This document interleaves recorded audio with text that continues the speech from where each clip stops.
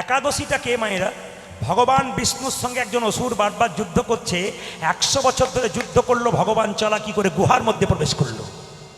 অসুর গিয়ে বলল, বিষ্ণু তুমি আমায় মারবার চেষ্টা করেছিলে, এবার তোমাকে পেয়েছি, তোমায় শেষ করে দেবো। ভগবান বিষ্ণু নিজের দেহ থেকে একটা অপূর্ব জ্যোতি বের করলেন। শুনবেন ভালো করে, সেই জ্যোতি থেকে বেরিয়ে এলো কে? অপূর্ব এক নারী মূর্তি। সে বলল, দাঁড়াও দেখাচ্ছি মজা। অসুরের মস্তক ছেদন করলো সেই নারী। বিষ্ণু বলল, বারে মেয়ে, আমি যাকে মারতে পারলাম না তুমি তাকে মেরে দিলে, আশ্চর্য। মেয়েটি কেঁদে কেঁদে ভগবানের চরণে বলল, প্রভু আমাকে অপমান করছেন কেন? আপনার শরীর থেকে আমার জন্ম, আপনার ক্ষমতাতে আমি ক্ষমতাময়ী, বলুন প্রভু নারী রূপে জন্ম নিলাম, আমার জায়গা কোথায় হবে? সঙ্গে সঙ্গে বিষ্ণু বলল, শোনো তোমার একটা জায়গা হবে, আজ থেকে তোমার নাম হলো একাদশী। তাতে আমার লাভ কি? জগতের মানুষ গয়া কাশী বৃন্দাবন তীর্থস্থানে যায়, কোনো জায়গায় যাবার দরকার না, যদি না যেতে পারে সমস্ত তীর্থের ফল তোমার মধ্যে এলে পাবে। এর নাম হলো একাদশী। শুনবেন ভালো করে, শুনে নেবেন, একবার কান খুলে শুনবেন। একাদশীর দিনে মায়েরা 5টি শস্য খেতে নাই, পঞ্চশস্য: চাল, গম, জব, সরিষা, ডাল। শুনবেন, একাদশীর আগের দিনে, ধরুন কালকে একাদশী, আজকে রাত্রিবেলাতে আপনাকে ব্রাশ করে নিতে হবে। কেন? পেস্টের মধ্যে লবণ থাকে, লবণ খাওয়া যাবে না। আগের রাত্রিতে ব্রাশ করবেন, যারা একাদশী করেন আগের রাত্রিতে ব্রাশ করবেন। কেন? সেই সময় লবণটা দেবেন। জিভটা রাত্রিবেলায় ছুলে নেবেন। কেন? সকালবেলায় জিভ ছুললে জিভ থেকে রক্ত বেরিয়ে গেলে আপনার একাদশী হলো না। তরকারি কাটতে গিয়ে আঙ্গুল কেটে গেলে একাদশী হলো না।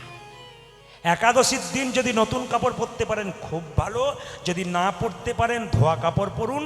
কিন্তু সকাল থেকে শুধু খাওয়া দাওয়া নয়, এটা প্রতিজ্ঞা করুন যে খাওয়া দাওয়াটার কথা নয়, প্রতিজ্ঞা এই, খারাপ কিছু দেখব না, খারাপ কিছু ভাববো না, খারাপ কিছু শুনবো না। শুধু উপবাসটা নয়, আমাদের ওখানে অনেক মেয়ে একাদশী করে দরজাতে বসে থাকে। অনেক লোক জিজ্ঞেস করে, দিদি তুমি দরজায় বসে আছো কেন? আজ আমার একাদশী। আবার দেখবেন অনেক মেয়ে খালি জিজ্ঞেস করতে আসে, বলে কি দাদা কি কি খেতে পাবো, কি কি খেতে পাবো এটা বলো তো।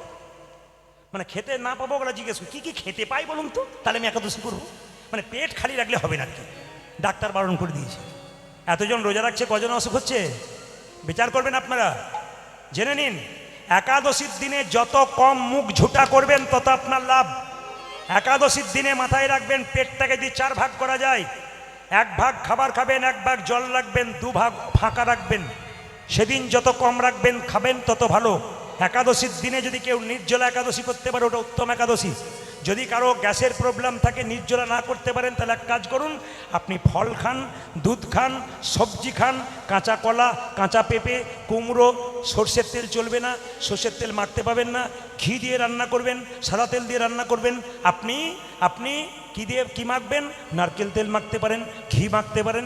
কিন্তু মাথায় রাখবেন, একাদশীর দিনে যত কম খাবেন তত ভালো। আমি একাদশীর সময় মালদাতে একটা আসলে বাড়িতে গেছি, ওনারা বলছেন বাবা আজ তো একাদশী। বলে হ্যাঁ, অসুবিধা নেই। উনি কি করেছেন, 4 রকমের পায়েস, 4 গ্লাস দুধ, 4 বাটি ফল, 4 রকমের সবজি আমাকে দিয়েছে। নিয়ে প্রণাম করে বলছে, এমন কিছু করতে পারলাম না, কিছু মনে করবেন না দিদি, এরকম যদি দেন না আমি কোনোদিন বাদ দেবো না, 30 দিনই একাদশী করে দেবো। কেন? কেন? যেটা নির্জলা একাদশী ওটা উত্তম একাদশী, যেটা ফলমূল সবজি খেয়ে একাদশী করে ওটা মধ্যম একাদশী, আর যেটা আমাকে দিয়েছিল উত্তমও নয় মধ্যমও নয়, ধমাধম একাদশী। তাই আপনারা কেউ ধমাধম করবেন না, মাথায় রাখবেন। জোরে বলুন, একাদশী মহারানী কি। যদি একাদশীর দিন একাদশী মাহাত্ম্য পালন করতে পারেন, একাদশী পালন করতে পারেন, আপনার কাজ আছে। বেশ বেশ বেশ। অনেকের প্রশ্ন থাকে যে কোনো মেয়ে যদি রজস্বলা অবস্থায় থাকে, শরীর অসুস্থ থাকে, তাহলে কি একাদশী করতে পারে না? উত্তর শুনুন, করতে পারে, করতে পারে। মন্দিরে ঢুকবেন না, কিন্তু একাদশী করতে আপনি পাবেন। আজকে যদি বছরে কেউ মারা গেছে আপনার বাড়ির, তাহলে জানবেন আজকে শিবরাত্রি আপনি করতে পারবেন। মন্দিরে যেতে পারবেন না, জল ঢালতে পারবেন না, কিন্তু ব্রত আপনি করতে পারবেন। এইবার সবাই লক্ষ্য করে, অনেকে প্রশ্ন করে আমি তো দিনের মাথায় 6টা ট্যাবলেট খাই, আমার একাদশী করা চলবে? অবশ্যই চলবে। আপনি প্রসাদও পান, আপনি ওষুধও খান। অনেকে প্রশ্ন করে বিধবারা শুধু করবে না সধবারা করবে? শাস্ত্র বলে দিয়েছে 8 থেকে 80 বছর পর্যন্ত যে কেউ একাদশী পালন করতে পারে। আপনাদের পাশে বৈষ্ণব আছেন, যাদের চরণে কোটি কোটি প্রণাম, ওনারা করেন, কিন্তু ওনাদের কথা কেউ শুনবে না। কেন? ওই জন্য ওনারা চুপ থাকেন। কেন? পরম বৈষ্ণব চুপ থাকেন। আমি আমার পথ মহাপ্রভু শিখিয়ে দিয়েছেন, আমি করব এবং তোমরাও করো। সবাইকে শিখিয়ে দিয়েছেন। ওই জন্য আপনি করবেন, আপনার বাড়ির জন্য করতে পারে। অনেকে বলে আমি স্ত্রী, আমি করতে পারি, উনি তো কাজে যান, করতে পারবো। উনি যদি না করতে পারেন আপনি করবেন, আপনি করুন, আস্তে আস্তে ওনাকে লাইনে আনুন, দেখবেন উনিও করবেন। অনেকের গাড়ির ড্রাইভার তারা পর্যন্ত একাদশী করছে, যেটা বলুন একাদশী মহারানী কি। মায়েরা দুরিকা দেবী যখন দেখলো স্বামী এসেছে, স্বামীর পাটা ধুইয়ে দিল, গামছা দিয়ে মুছিয়ে দিল, করজোরে প্রণাম করলো। অপরাধ নেবেন না মায়েরা, স্বামীর পা ছুঁয়ে তার স্ত্রী প্রতিদিন প্রণাম করে। এতজন কীর্তন শুনতে এসছেন, কে কে সকালবেলায় স্বামীকে প্রণাম করেন হাত তুলে দেখান। দাদারা মনে মনে ভাবছে এতদিন পরে আপনি আমাদের হয়েই বললেন। মায়েরা আজকে কীর্তন শুনে কালকে সকালবেলায় স্বামীকে সব প্রণাম করবেন, আর দাদা ভাইরা সব পাগুলো একটু ধুয়ে মুছে শোবেন, সকালে আপনার প্রণাম হবে। ও মায়েরা, এবার শাস্ত্রের কথা বলবো, আপনার শুনে নিন। স্বামীর সঙ্গে আপনার সম্পর্ক কি? জোরে বলবেন, আমি যা বলবো। স্বামী আপনার গুরু হয়, জোরে বলুন না, আমি জোরে শুনতে চাই, জোরে বলুন। স্বামী আপনার গুরু হয়, আরো জোরে বলুন। স্বামী আপনার গুরু হয়। দাদারা মনে মনে ভাবছে কি যে হয়, বাড়ি না গেলে বুঝবেন না। আচ্ছা, স্বামী আপনার দেবতা হয়, এরা যে বন্ধ করছে না, হ্যাঁ। স্বামী আপনার রোগের ওষুধ হয়, স্বামী আপনার বাবা হয়, স্বামী আপনার ভাই হয়, স্বামী আপনার ছেলে হয়। আপনারা হাত তুলেন, হয় না, কিন্তু এইবার আমি শাস্ত্রের দিকে যাব। নারকেলের মতো কথা, ভেতরে তত্ত্ব আছে। কে বলেছিল স্বামী বাবা হয়, স্বামী ছেলে হয়? নিমাই বলেছিল না, বিষ্ণুপ্রিয়া বলেছিল। নিমাই যখন সন্ন্যাস নেবে বিষ্ণুপ্রিয়াকে বলেছে, প্রিয়া তুমি বাপের বাড়ি চলে যাও। বিষ্ণুপ্রিয়া বলল, স্বামী এটা কি বাপের বাড়ি নয়? তুমি আমার বাবা, তুমি আমার ছেলে, তুমি আমার ভাই, তুমি আমার বন্ধু, তুমি আমার ইহকাল, তুমি আমার পরকাল। নিমাই বলেছিল, আমি এত বড় পণ্ডিত, লোকে মাই পণ্ডিত বলে, আমি জানতে পারলাম না স্বামী কি করে বাবা হয়, ভাই হয়, ছেলে হয়, তুমি কি করে জানলে? বিষ্ণুপ্রিয়া বলল, তুমি যেমন পণ্ডিত, আমিও তো সনাতন মিশ্রের কন্যা, আমার বাবাও তো পণ্ডিত। আমি বাবার কাছ থেকে শিখে নিয়েছি কি স্বামী কখন বাবা হয়, ছেলে হয়, ভাই হয়, জানো কখন? অন্নদানে পিতা সম, রতিদানে পতি, অন্নদানে পিতা সম, রতিদানে পতি। মেয়েদের বিয়ে হওয়ার পরে অন্ন জোগাড় করে কে? স্বামী। আর তার আগে কে করে? বাবা। যখন অন্ন জোগাড় করে স্বামী, স্বামী তখন কে? অন্নদাতা পিতা। বিষ্ণুপ্রিয়া বলল, অন্নদানে পিতা সম, রতিদানে পতি। অন্নদানে পিতা সম, রতিদানে পতি। পিণ্ডদানে পুত্র সম, অগতির গতি। পিণ্ডদানে পুত্র সম, অগতির গতি। যতগুলো কথা বলবো ভেঙে ভেঙে বুঝিয়ে দেবো। পিণ্ডদানে পুত্র সম, অগতির গতি।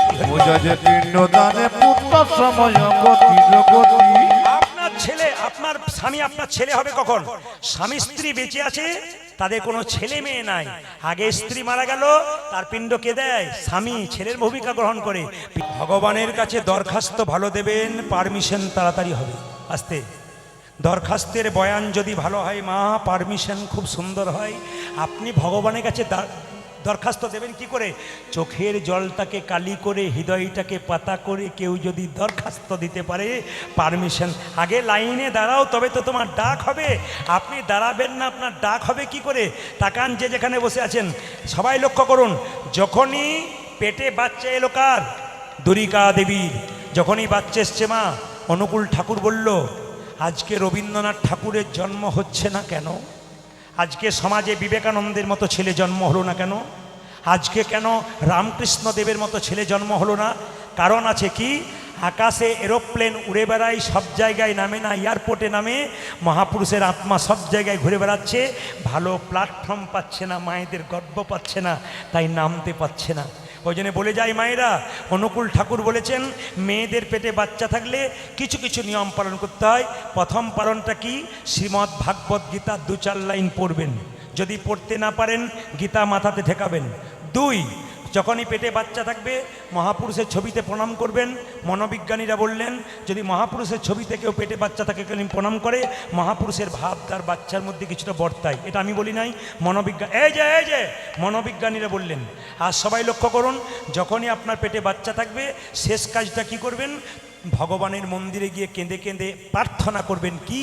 ছেলে হোক আর মেয়ে হোক, যেন কৃষ্ণ ভক্ত সন্তান জন্ম নেয়।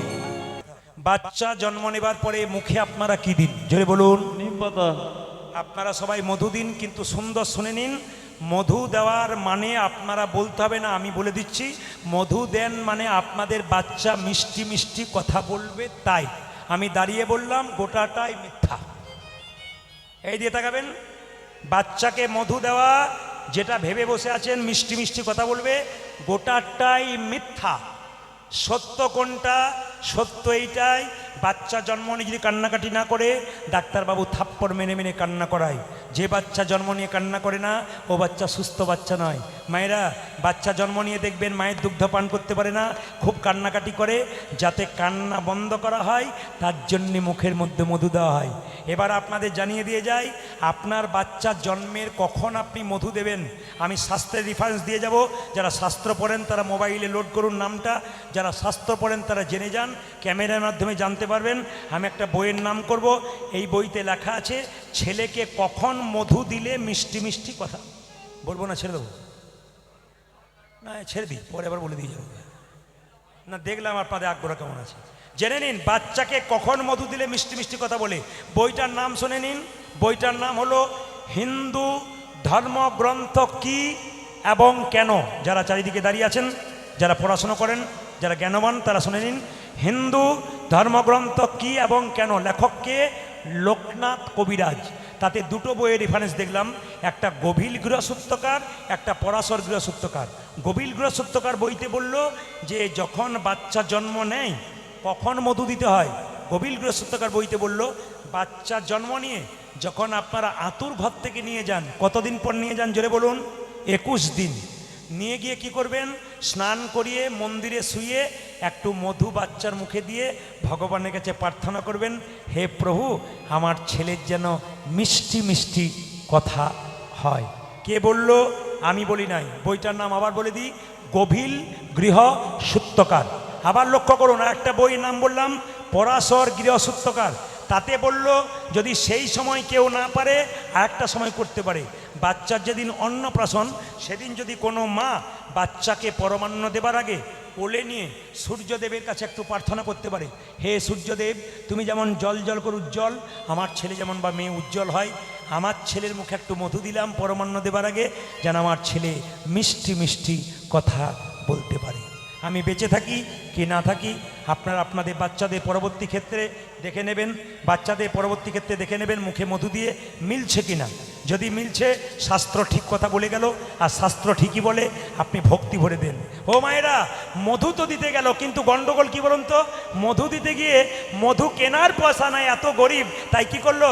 দুই কানে শোনাইল মধুর হরিনাম, দুই কানে শোনাইল মধুর হরিনাম, দুই কানে শোনাইল মধুর হরিনাম, আজে দুই কানে শোনাইল মধুর হরিনাম, হরিনামে শোনালো মধুর হরিনামে শোনালো, হরিনামে ও শোনালো, মধুর হরিনামে শোনালো, সারে কথা শোনার আগে হরিনামে শোনালো, স্বামী সারি কথা শোনার আগে হরিনামে শোনালো, সারে কথা শোনার আগে নামময় দেহ, স্বামী সারি কথা শোনার আগে নামময় দেহ হলো, সারি কথা শোনার আগে নামময় দেহ, স্বামী সারি কথা শোনার আগে নামময় দেহ, স্বামী সারি কথা শোনার আগে নামময় দেহ হলো, হরিনামে শোনালো, আজ দুই কানে শোনাইল মধুর হরিনাম, আজ দুই কানে শোনাইল মধুর হরিনাম।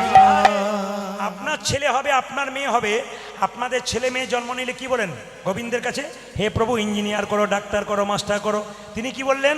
যে আশীর্বাদ করো প্রভু, কি আশীর্বাদে করো গো, আশীর্বাদে করো গো। ও মায়েরা, এই যে ছেলে হলে আপনারা কি বলেন?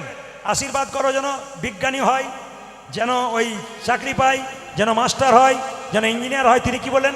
আশীর্বাদে করো গো, আশীর্বাদে করো গো, আশীর্বাদে করো গো, আশীর্বাদে করো গো, আশীর্বাদ যেন ভাগবতে পড়তে পারে, আশীর্বাদে করো, ও যেন ভাগবত পড়তে পারে, আশীর্বাদে করো গো, সংকীর্তন গাইতে পারে, আশীর্বাদে করো গো, নাম সংকীর্তন গাইতে পারে, আশীর্বাদে করো গো, ভাগবতে পড়তে পারে, আশীর্বাদে করো গো, ভাগবত পড়তে পারে, আশীর্বাদে করো গো, সংকীর্তন গাইতে পারে, হরি হরি হরি, নাম সংকীর্তন গাইতে পারে, হরি হরি হরি, যেন ভাগবত বলতে পারে, হরি হরি হরি, নাম সংকীর্তন গাইতে পারে, হরি হরি হরি, যেন ভাগবত বলতে পারে, হরি হরি হরি, আশীর্বাদে করো গো, দুই কানে শোনাইল মধুর হরিনাম, দুই কানে শোনাইল মধুর হরিনাম। মায়েরা কিছু মনে করবেন না, যে যেখানে বসে আছেন, ছোট্ট থেকে ছেলেটাকে বাবা শিখিয়ে দিল জগন্নাথ মন্দিরে জগন্নাথের কৃপাই তোকে পেয়েছি, আর 5টা ছেলের মতো পাই নাই, তুই জগন্নাথের কৃপাতে এসছিস, তোর একমাত্র কাজ কি?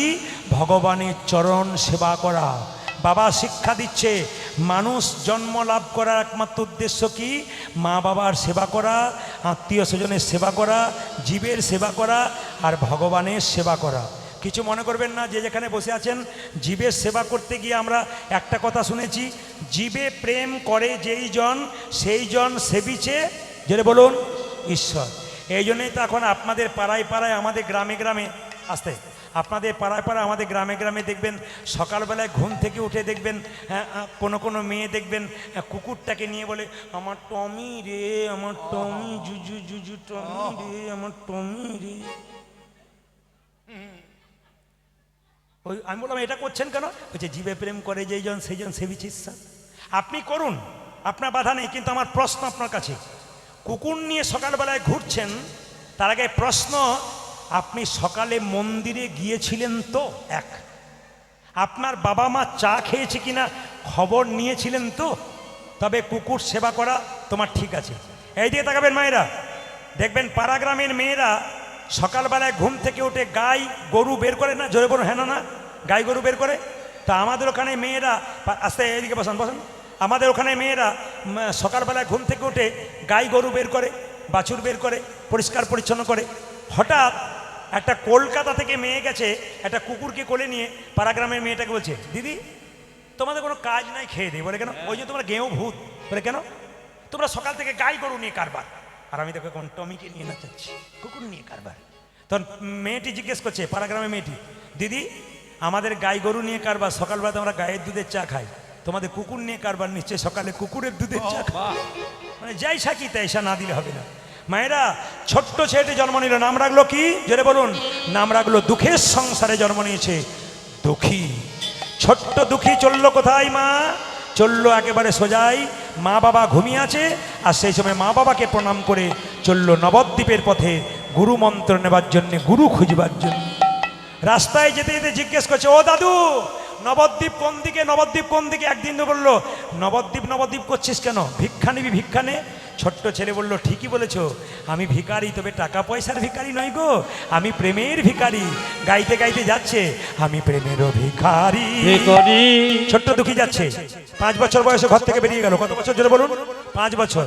প্রেমেরও ভিখারি, প্রেম ভিক্ষা করি, যাব গো নদিয়ায়,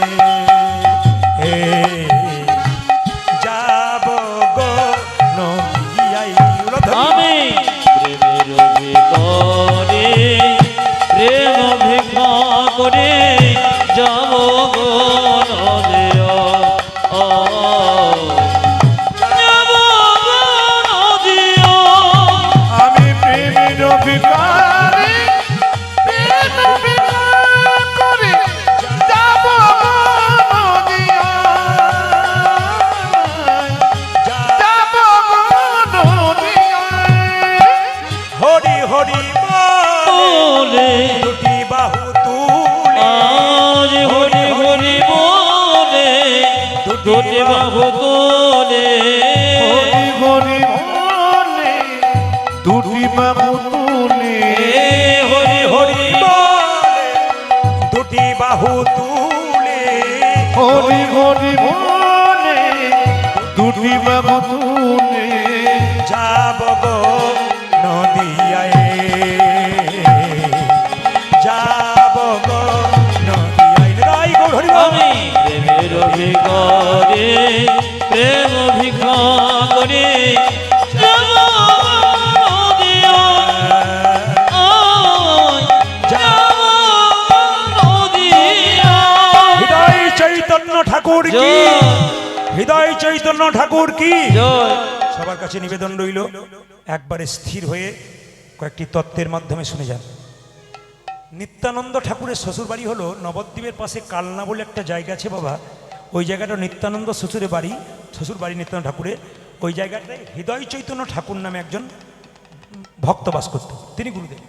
তো তিনি জিজ্ঞেস করছেন, আচ্ছা বাবা তোর কি নাম? আমার নাম দুঃখী। কি জন্য এসছিস? দীক্ষা নিতে এসছিস। আচ্ছা দীক্ষা মানে তোর জানা আছে? দীক্ষা মানে তোর জানা আছে? মায়েরা যারা দীক্ষা নিলেন হাত তুলতে বলবো না, একটু জেনে নিন দীক্ষা মানে কি। দীক্ষা মানে দিয়ে খা। ভগবানকে যে দিয়ে খায় না তার দীক্ষা নেওয়া কোনো অর্থ হয় না। তাকাবেন আমার দিকে। মায়েরা সকালবেলায় স্নান করে প্রথমে ভগবানের চরণে তুলসীপত্র বাতাসা দেবেন, তারপর খাবেন। আচ্ছা মায়েরা কোন আঙ্গুলে দেবেন? সবাইকে বলে রাখি, এই আঙ্গুলটার নাম বৃদ্ধাঙ্গুষ্ঠী, এটার নাম তর্জনী, এটার নাম মধ্যমা, এটার নাম অনামিকা, এটার নাম কনিষ্ঠা। অনামিকা নাম কেন হলো? অকারে ভগবান বিষ্ণুর নাম। এইটা ভগবান বিষ্ণুর আঙ্গুল। গুরুমন্ত্র জপ করবার সময় এই আঙ্গুলটা ব্যবহার করা হয়। ভগবানকে তুলসীপত্র নিবেদন করবেন এই আঙ্গুলে, ভগবানকে বাতাসা দেবেন এই আঙ্গুলে। দিতে হয় ভগবানকে। কেন? যিনি আমাদের এত দিলেন তাকে না দিয়ে খেতে নেই, তবে দীক্ষা নেওয়া কোনো ব্যর্থ হয়ে যায়। সবাই লক্ষ্য করবেন। আর দীক্ষা মানে কি তাকে নিন সবাই। দীক্ষা নেবেন কোন দিকে বসে মন্ত্র ভজন করবেন? শাস্ত্র বলল পূর্ব দিকে কিংবা উত্তর দিকে। শুনে নিন মায়েরা, দামি দামি কথা। পূর্ব দিকে কিংবা উত্তর দিকে। আচ্ছা বসবেন কিসে? সবাই তাকান। বসবেন কিসে? আসনে। কোন আসনে বসবেন? মুনি ঋষিরা বসতো হরিণের চামড়ার উপরে। আপনাদের অত দরকার নেই। আপনারা কি করবেন? কম্বলের আসনের উপরে বসবেন। কোন দিকে মুখ করে বললাম মায়েরা? উত্তর দিকে কিংবা পূর্ব দিকে। আসনের উপরে বসবেন। কম্বল আসন যদি না পান কুশ আসন নেবেন। যদি কুশ আসন না পান তবে কি নেবেন? একটা এমনি আসনই নেবেন। তবু নিচে বসে যদি কেউ গুরুমন্ত্র ভজন করে তবে তার দুঃখের শেষ হয় না। তাকাবেন সবাই।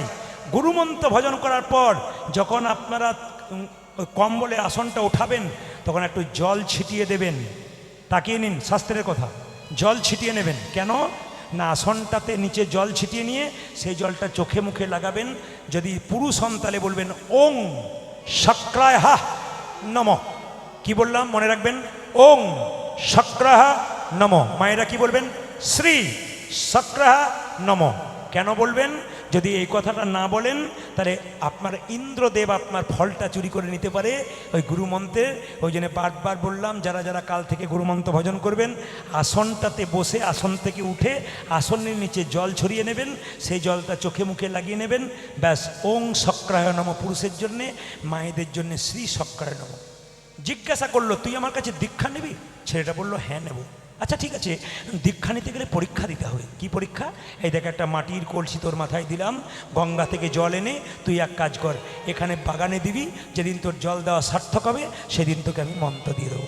সবাই যারা যারা গুরু মন্ত্র নিয়েছেন এই গানটা আমি এক লাইন গাইব। সবাই গুরুকে স্মরণ করুন। ছোট্ট দুঃখী যাচ্ছে গঙ্গায় জল আনতে।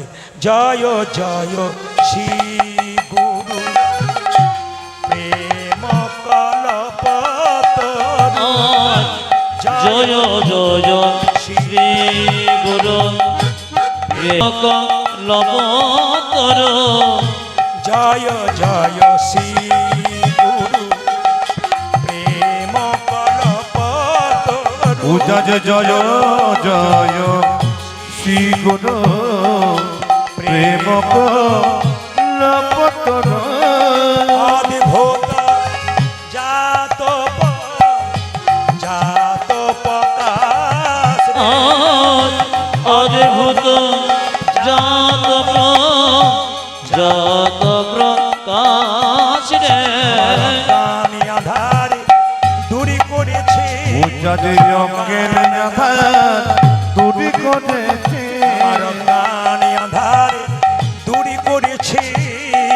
অগ্নি আধারি দূরে করেছে। জ্ঞান চাঁদের প্রকাশ করি অজ্ঞান আধার দূরি করেছি।